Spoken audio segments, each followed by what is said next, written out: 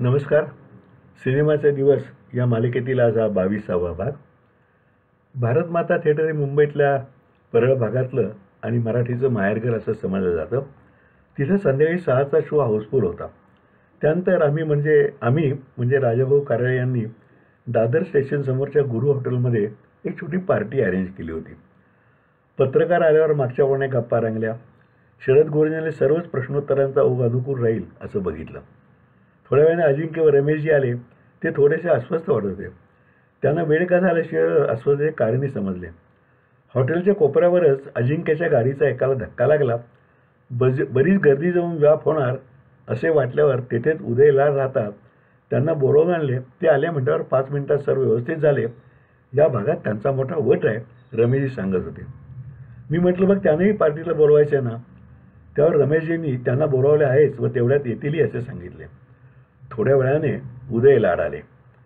उंच भरदार शरीर, गौरवर्ण सलवार कुर्ता वर जॅकेट, दोन्ही हातात मिळून 4-5 अंगठ्या, ठसठशी अंगठ्या असे उदय लाड. खरे म्हणजे त्या सर्वजण उदय दादाच म्हणत होते आणि ते खरोखरी सर्वार्थाने दादा वाटत होते. पण नावाने दादा असले तरी बोलणे मात्र एकदम आदबशीर पण मनमोकळे होते. त्यांनी ते सर्व लफडे पूर्ण करूनच आले सांगितल्यावर अजिंक्य व रमेश देव दोघांचे अवघडलेले चेहरे प्रसन्न झाले. उदयदाने माझी ओळख करून घेतली. मुंबईत काही अडचण आली तर फोन करा म्हणून व्हिजिटिंग कार्डही दिले. तेव्हा मला माहीत नव्हते, पण पुढे आमचेही स्नेहबंध वाढतेच राहणार होते. मुंबईच्या वार्ताहरांनी भरपूर प्रसिद्धी दिली.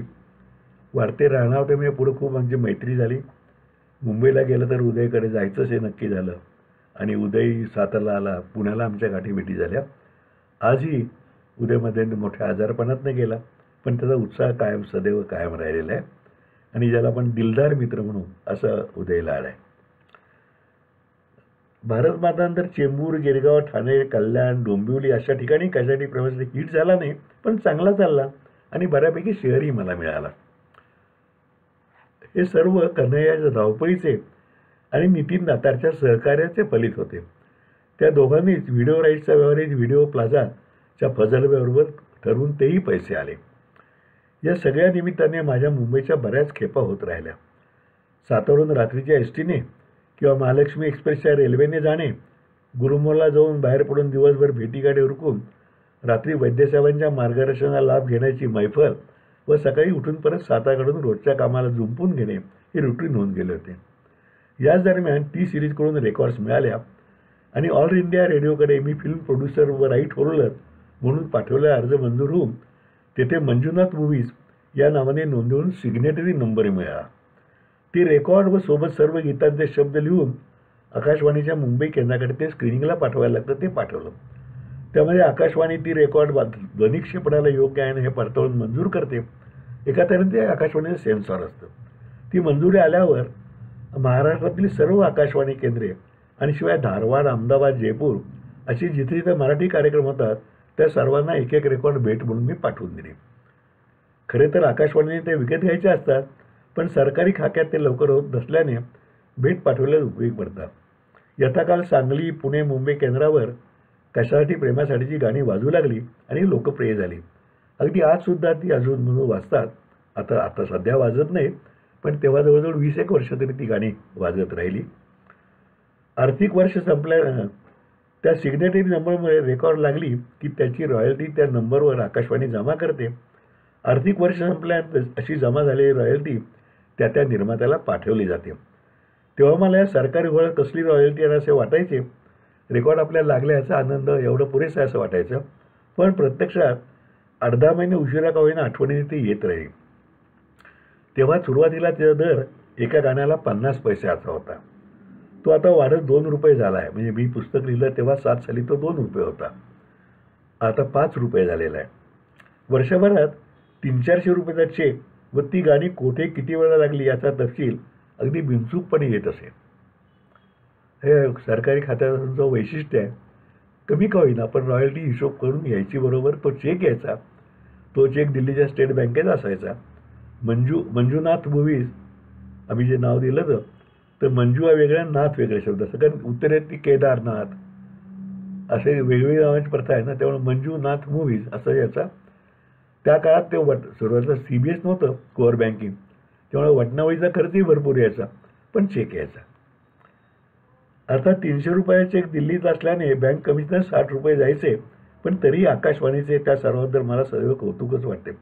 आणि विशेष म्हणजे ती गाडी अहमदाबाद, जयपूर, धारवाड वगैरे केंद्रावर सुद्धा लागली अशी त्यात नोंद असायची. पुढचा आता भाग सांगतो. पुढच्या काळात तर रेकॉर्ड्सचं बंद झाला लागायचं. आकाशवाणी दरवेळेला त्या फॉर्मवर एक आमच्याकडनं एक सही करून घ्यायचं की हे काय टेपमध्ये कन्व्हर्ट करायला माझी संमती आहे म्हणून. वर्षानुवर्ष आम्ही सह्या करून द्यायचो. त्या टेपमध्ये कधी कन्व्हर्ट झालं का माहीत नाही, मध्ये CDचा फॉर्मॅट येऊन गेला, त्यात कन्व्हर्ट झालं का तेही माहीत नाही. आता तर लागतच नाही आहेत.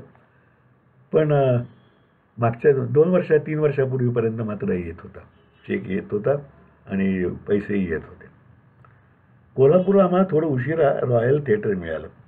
बादशाहभाई बागवानांची त्यामुळे ओळख झाली. सिनेसृष्टीत राहून प्रदर्शक म्हणून नाव कमवूनही अतिशय साधी व निर्वसनी राहणी व स्वच्छ व्यवहार ठेवणाऱ्या बादशाहभाईंची पुढे चांगली माझी मैत्रीच प्रस्थापित झाली. त्यांची पत्नी माहेरची कुलकर्णी, पण तो आंतरजातीय प्रेमावर संपूर्ण यशस्वी झालेला होता. 5-6 वर्षांनंतर त्यांनी कोल्हापूरला विद्यापीठाजवळ नवीन बंगला बांधला. तेव्हा त्यांनी मला फोनवर त्याचं काय नाव द्यावं मी थोडा साहित्यिक ना म्हणून विचारलं. मी सुचवलेले बूंद हे नाव त्यांना आवडले आणि आज ही बूंदमध्ये माझे प्रेमादाराने स्वागत होते. कोल्हापुरी रिलीजच्या दिवशी 6च्या शोला तेथील इन्कम टॅक्स व सेल्स टॅक्सचे सल्लागार मित्र, ऑफिसमधील काही अधिकारी आणि मित्रांनाही बोलवलं होतं. तेथील विक्रीकर उपायुक्त वडगाय म्हणून अतिशय स्नेहशील अधिकारी होते. त्यांना प्रमुख उपस्थिती म्हणून निमंत्रित केले होते. आमच्या विनंती कोल्हापूरचे सर्व तंत्रज्ञ, स्पॉटबॉय यांना सहपरिवार येण्याची विनंती केली होती. अशोक पाटीलने ज्येष्ठ अभिनेते चंद्रकांत यांना प्रमुख पाहुणे म्हणून बोलवण्याचा प्रस्ताव मांडला. त्यांची गाजलेले अभिनेते आणि शिवाय उत्कृष्ट चित्रकार अशी ख्याती होती. माझा त्यांचा परिचय नव्हता आणि त्यांच्या ख्यातीमुळे कसे भेटायचे येतील कसे दडपण होत होते. अशोक म्हणाला, दादांचा स्वभाव एकदम साधा आहे, तुम्ही काही धास्ती न बाळगता माझ्याबरोबर चाला, ते नक्की येतील. अशोकच्या भरोश्यावर आम्ही त्यांच्या निसर्ग बंगल्यावर गेलो. त्यांनी लगेचच भेट घेतली. मी नतमस्तक होऊन वाकून नमस्कार केला आणि स्वतःची माहिती सांगितली. हा माझा पहिलाच सिनेमा आहे आणि आज कोल्हापूरला लागतोय, तर आपण येऊन आशीर्वाद द्यावेत अशी विनंती केली. हे सगळे ऐकल्यावर ते उठून माझ्याजवळ आले आणि अभिनंदन असे म्हणून त्यांनी धाकट्या भावाची वात्सल्याने माझी कोल्हापुरी पद्धतीनं गळाभेट घेतली. त्यांची ती आपली करून मी भारावून गेलो आणि म्हणालो, दादा तुमचे आशीर्वाद असे असू दे, पण पिक्चर अजून कसा चालतो हे कळायचं, मग अभिनंदन कसले. त्यांनी दिलेलं उत्तर मराठीच नव्हे तर एकूण सिने इंडस्ट्रीची वस्तुस्थिती सांगणारे होते. ते म्हणाले, गोडबोले तुम्ही यात नवीन आहात म्हणून तुम्हाला माहीत नाही, पण चित्रपट सुरू करून पूर्ण होऊन पडद्यावर यायला सुद्धा भाग्य लागते. ते तुम्हाला लाभले म्हणून अभिनंदन. तो पुढे कसा चालेल ते प्रेक्षक ठरवतील, पण तो पूर्ण होऊन लागला हे महत्त्वाचे. अहो किती चित्रपट सोडून मध्येच बंद पडतात याची गणतीच नाही. माझे 30-40 चित्रपट तरी असे अर्धवट होऊन बंद पडलेले असतील. तेव्हा तुमची पूर्वपुण्य आहे म्हणून तुम्हाला हे भाग्य लाभले. मला त्यांचं म्हणणं एकदम पटलं. मध्यंतरी बॉम्बेमध्ये देसाईंनी तेथे असेच अर्धवट पडलेले पिक्चरचे डबे दाखवून ते सुमारे 180 असल्याचे सांगितले होते. त्याची आठवण झाली. चंद्रकांत दादा येतो म्हणाले. ठरल्याप्रमाणे त्यांनी संपूर्ण चित्रपट पाहिला आणि चांगला आहे सांगितल्यावर मला मनापासून त्यांचा आशीर्वाद मिळाल्याचा आनंद झाला. सिनेमा जोरात चालत नव्हता, पण पुणे वगैरे प्रत्येक ठिकाणून थोडा का होईना शेअर येतच होता. त्यामुळे किन्हैया, नावंदर व नितीन दातार यांनी जमेल तसतसा तो एकेका ठिकाणी लावत पश्चिम महाराष्ट्र, नाशिक, धुळे वगैरे, उत्तर महाराष्ट्र, कोकण एवढेच नव्हे तर गोव्यापर्यंत 6-8 महिन्यात तो लावला. तिन्ही प्रिंट सतत चालू राहतील अशी त्यांची जणू स्वतः निर्माता असल्या इतकी आपुलकीने धावपळ चालू होती. दिवाळीनंतर सुरू होणारा अनेक जत्रांचा सीझनही बरा गेला. नागपूरलाही 2 आठवड्यातून तेथील स्नेहांची तो आवडीची पत्रे आली. एकूण बरे चालले होते. 1987 साल संपेपर्यंत घातलेल्या पैशापैकी बराचसा भाग परत आला होता. तेव्हा महाराष्ट्र शासनाची करमणूक कर परतावी योजना सुरू झाली होती. त्यानुसार निर्मात्याच्या पहिल्या मराठी चित्रपटाला काही अनुदान नव्हते, पण जर त्याने दुसरा चित्रपट काढला तर त्याच्या पहिल्या चित्रपटाचा जो एकूण करमणूक कर सरकारला मिळाला असेल तेवढी रक्कम त्याला दुसऱ्या चित्रपट निर्मितीसाठी हप्त्याने अनुदान म्हणून मिळत असे.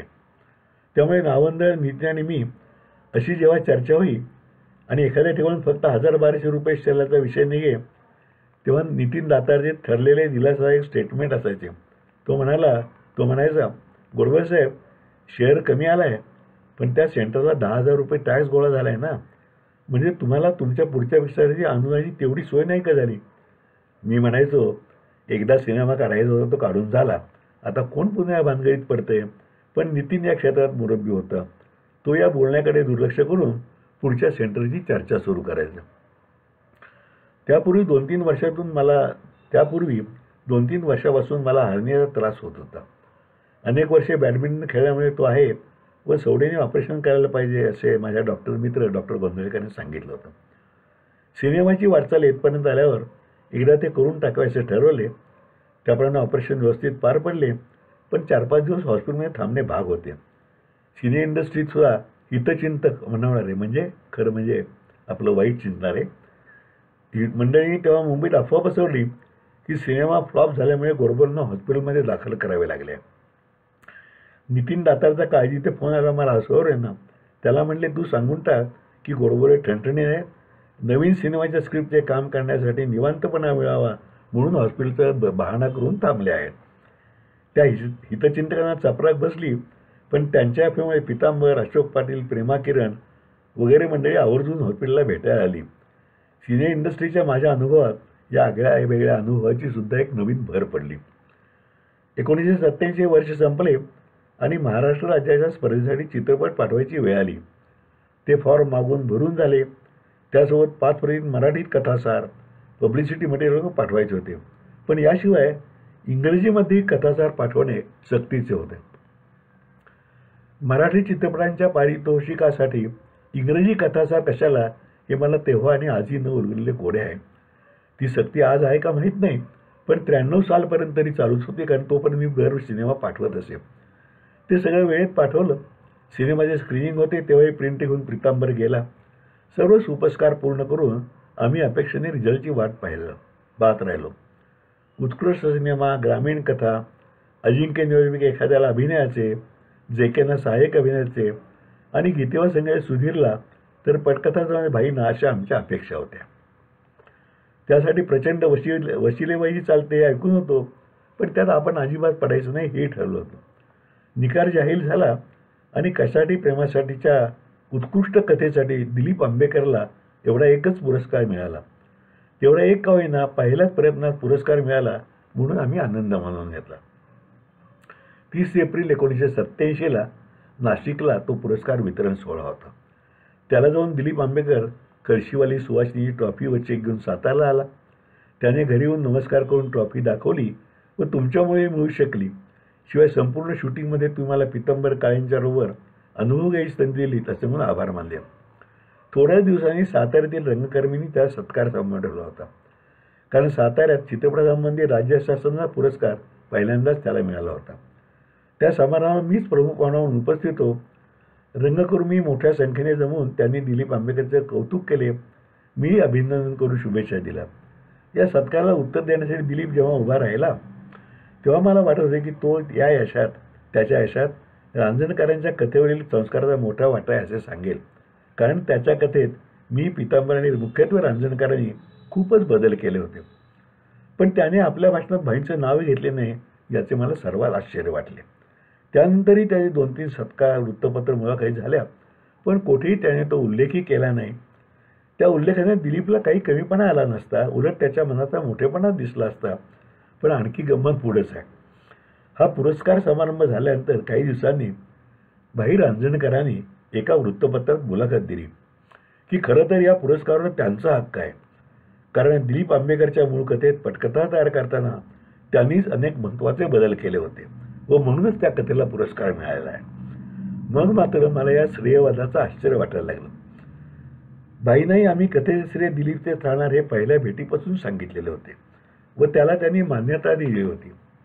मग त्यांच्यासारख्या मान्यवर लेखकांनी आता असे का बोलावे हे समजणे अवघड होते, कारण मूळ कथा भले तिच्यातील 25% भाग नंतर कायम राहिला असता तरी दिलीपचीच होती आणि तोच जर न्याय लावायचा झाला तर मी व पितांबरनेही त्यातील अनेक बदल सुचवले असल्याने आमचा दोघांचाही त्यात वाटा होता.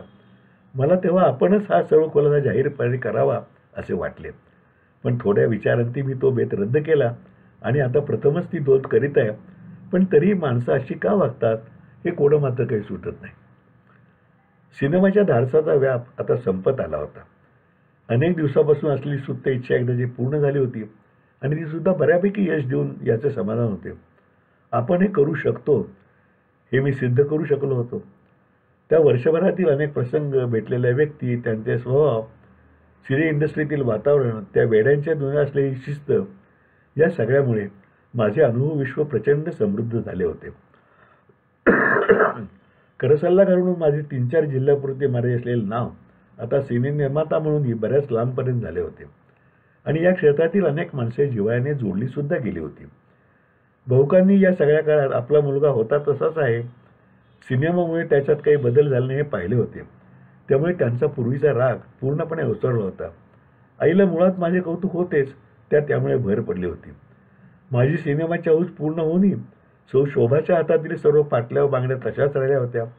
शिवाय तिलाही या वेगळ्या क्षेत्रातील मंडळींचे उत्तमच अनुभव आले होते. हे सगळं माझ्यापुरतं पुरेसं होतं. त्यामुळे आता पुन्हा सिनेमा काढायची गरज किंवा इच्छाही उरलेली नव्हती.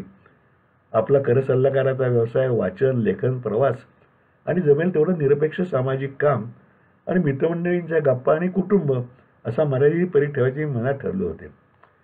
येथवरी ऐसा सिनेमा प्रवास अशीच माझी भावना तेव्हा होती आणि पुढेही राहील अशी खात्री वाटत होती.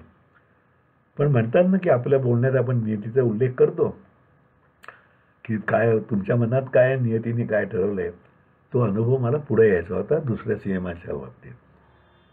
तर तो भाग आता पुढच्या तो का हा भेद मला का डळमळीत झाला, सिनेमा काढायचा नाही हा, आणि कसा मी दुसऱ्या सिनेमात परत गुंतत गेलो आणि मग पुढे आणखीन काय काय सिनेमे 2-3 काढले, तो भाग पुढच्या भागात सांगतो. आज आपण इथेच थांबूया. आपले अभिप्राय मला कळवा. मुख्य म्हणजे यूट्यूब चॅनल जे अरुण बोडबोले त्याला आपण सबस्क्राईब करा. आपल्या मित्रमंडळीनेही सबस्क्राईब करायला सांगा आणि हे भाग फेसबुकवरती ते शेअर करा. अनेक लोकांना सिनेमाबद्दल माहीत नसतं. हे क्षेत्र एका बाजूला वेड्यासारखं आहे, पण दुसरं शिस्तही त्यात आहे. अनेकदा वाईट माणसं असतात, पण खूप चांगली माणसंसुद्धा यात आहेत. हे सगळं लोकांना कळायला पाहिजे असं मला वाटतं. त्यामुळे ही विनंती आहे. नमस्कार.